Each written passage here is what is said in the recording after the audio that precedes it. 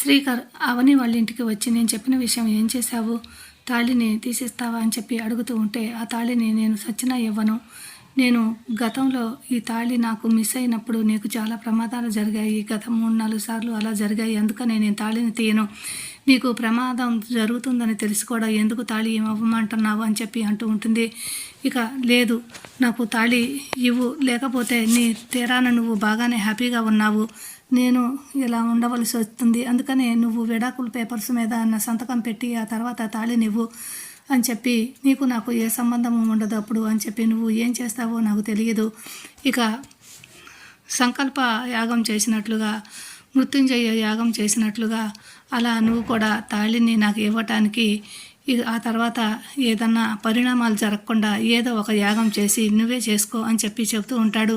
అలాంటి యాగాలు ఫలితం ఇవ్వవు. మన కారణం లేకుండా అలాంటి హోమాలు చేస్తే ఫలితాలు దేనికైనా ఒక కారణం ఉండాలి అని చెప్పి, నేను అలాంటివి చెయ్యను, నా మెడలో నుంచి ఈ తాళిని తీయను అని చెప్పి అవని చెబుతూ ఉంటుంది. ఇక శ్రీకర్ వెళ్ళిపోతాడు. ఇక తర్వాత అవని ఈరోజు ఎలాగైనా అక్షయ పుట్టినరోజు, అక్షయ ఇంటికి రావాలి, నేను చేసిన పాయసం తినాలి అని చెప్పి ఇక అవని పాయసం చేస్తూ ఉంటుంది. పాయసం చేసిన తర్వాత అప్పుడే సుజాత వస్తుంది.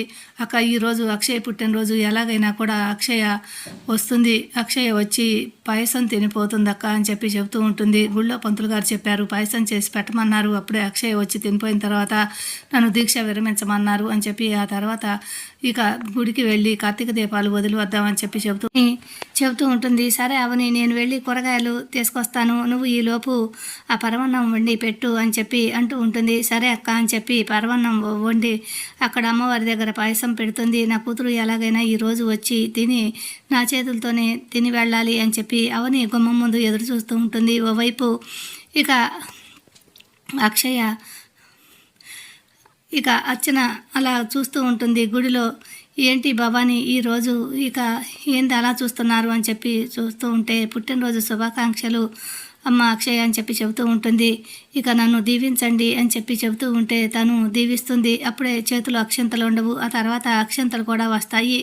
ఇక భవానీ, ఇప్పుడు నువ్వు నన్ను ఆశీర్వదించేటప్పుడు, నువ్వు ఇక్కడికి వచ్చినప్పుడు నీ చేతులు అక్షంతలు లేవు కదా, ఇప్పుడు ఎలా వచ్చాయి అక్షంతలు అని చెప్పి, నీ దగ్గర ఏమన్నా మహిమలు ఉన్నాయా అని చెప్పి అర్చన అడుగుతూ ఉంటే, నా దగ్గర ఏం లేవమ్మా, నీలాంటి మనిషిని నేను కూడా అని చెప్పి, నీలాంటి భక్తురాలని నేను అమ్మవారికి అని చెప్పి అంటూ ఉంటుంది. మరి ఇందాక లేవు కదా అని చెప్పి అంటూ ఉంటే, ఇప్పుడే వచ్చేటప్పుడు నేను అమ్మవారి దగ్గర అక్షంతలు తీసుకొని వచ్చాము, నువ్వు గమనించలేవు అది అని చెప్పి అంటూ ఉంటుంది.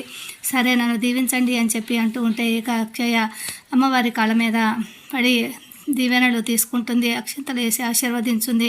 నుండి నూరేళ్ళు చల్లగా ఉండమ్మా అని చెప్పి అమ్మవారు భవాని ఆశీర్వదిస్తుంది. ఇక నేను అమ్మని ఒకసారి చూసి రావాలి అని చెప్పి చెబుతూ ఉంటుంది. ఈరోజు నా పుట్టినరోజు కదా, అమ్మ నా కోసం ఎదురు చూస్తుంది, ఒకసారి అమ్మని చూసి దూరంగానైనా చూసి వస్తాను అని చెప్పి అక్షయ బయలుదేరుతుంది.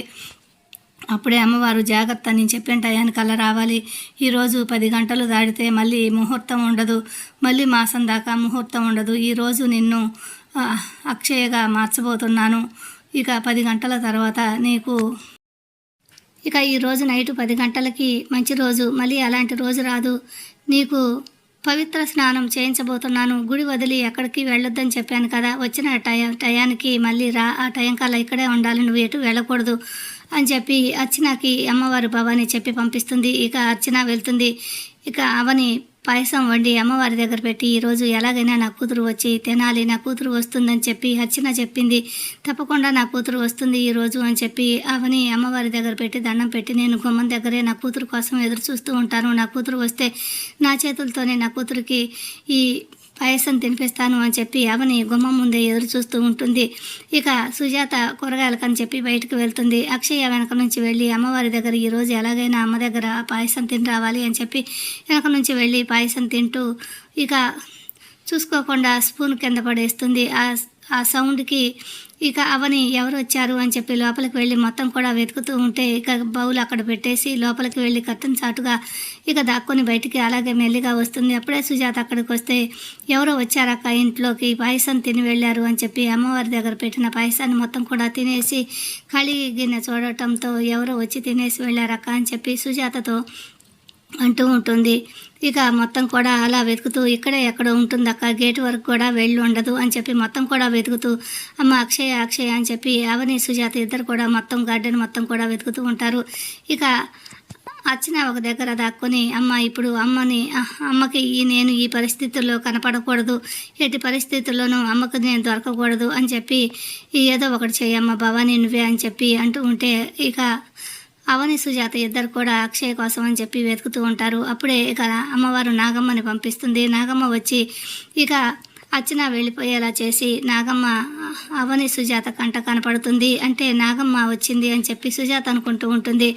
ఇక అక్షయ్ కూడా వచ్చి ఉంటుంది అక్క, ఎప్పుడు అక్షయ్ పక్కన ఈ నాగమ్మ ఉంటుంది, అందుకని అక్షయ్ కూడా ఇక్కడికే వచ్చి ఉంటుంది అని చెప్పి అవని అంటూ ఉంటుంది. ఇక మనం లోపలికి వెళ్దారా అని చెప్పి సుజాత అవనిని లోపలికి తీసుకువెళ్ళి ఇక అవని వచ్చింది నాగమ్మ, ఆ పాయసం తిన్నది కూడా నాగమ్మే, అందుకని నువ్వు భ్రమపడుతున్నావు, అక్షయ వచ్చినట్లుగా అక్షయ్ని ఊహించుకుంటున్నావు కాబట్టి అక్షయ వచ్చి తిని వెళ్ళింది అనుకుంటున్నావు అని చెప్పి సుజాత అంటూ ఉంటుంది. లేదక్క, నేను అక్షయ వచ్చిందక్క, నాగమ్మ కాదు, అక్షయ తిని వెళ్ళింది అని చెప్పి చెబుతూ ఉంటుంది. ఇక సరేలే అవని అని చెప్పి అనుకుంటూ ఇక ఉంటుంది. ఇక నా కూతురు ఎలాగైనా కూడా వచ్చి తిని వెళ్ళింది, నా కంటికి ఎందుకు కనపడలేదమ్మా అని చెప్పి అంటూ ఉంటుంది. అవని నువ్వు రెడీగా ఇక సాయంత్రం చీకటి పడే లోపులోనే దీపాలు వెలిగించి వద్దామని చెప్పి అవనికి సుజాత చెబుతూ ఉంటుంది. ఓవైపు నిహారిక వాళ్ళందరూ కూడా ఇక గుడికి బయలుదేరతారు. ఇక అక్షయ అర్చన రూపంలో ఉన్న అక్షయ అమ్మవారి గుడికి వెళ్తుంది. ఇక అన్ని పవిత్ర స్నానానికి అన్ని ఏర్పాట్లు చేశాను, నువ్వు ఈ రాత్రికే 10 గంటలకి నిన్ను అక్షయగా మారుస్తాను, నువ్వు ఎక్కడికి వెళ్ళకూడదు, ఇక ఈ గుడి దాటి వెళ్ళకూడదు, ఇక్కడే ఉండు, మళ్ళీ మాసం రోజుల దాకా మళ్ళీ నిన్ను మార్చడానికి వీలుండదు, ఈరోజే పవిత్రమైన రోజు, అందుకనే నీకు పవిత్ర స్నానం చేపిస్తాను అని చెప్పి అమ్మవారు భవానీ చెబుతూ ఉంటుంది. సరే నేను ఎక్కడికి వెళ్ళను అని చెప్పి అర్చన చెబుతూ ఉంటుంది. ఇక వేదవతి కుటుంబం అందరూ కూడా దీపాలు వెలిగించడానికి గుడికి వస్తారు. ఇక మాయ ఇంకా రాలేదేంటి, మాయ నేను శారీ కట్టుకొని రమ్మన్నాను ట్రెడిషనల్ లుక్లోనని చెప్పి మాయ గంగిరెద్దుల నగలు వేసుకొని శారీ కట్టుకొని వస్తుందా ఏంటి, ఇంకా రాలేదు అని చెప్పి నిహారిక ఎదురు చూస్తూ ఉంటుంది. ఇక అందరు కూడా అలా గుడికి వస్తారు. అప్పుడే మాయ కూడా ఇంకా రాలేదని ఎదురు చూస్తూ ఉంటే మాయ కారేసుకుని గుళ్ళోకి వచ్చి అక్కడ నిలబడి శారీలో మాయ చాలా అందంగా కనపడుతుంది. శేఖర్ కూడా మాయ వైపు చూస్తూ ఉంటాడు. మాయ కూడా శేఖరు అందరు కూడా చూస్తూ ఉంటారు. అదిగో మాయ వచ్చేసింది అని చెప్పి నిహారిక అంటూ ఉంటుంది. ఇక మరి ఆ తర్వాత ఏం జరగబోతుందో తెలుసుకోవాలనుకుంటే మా వీడియోని లైక్ చేయండి, సబ్స్క్రైబ్ చేయండి. Thanks for watching.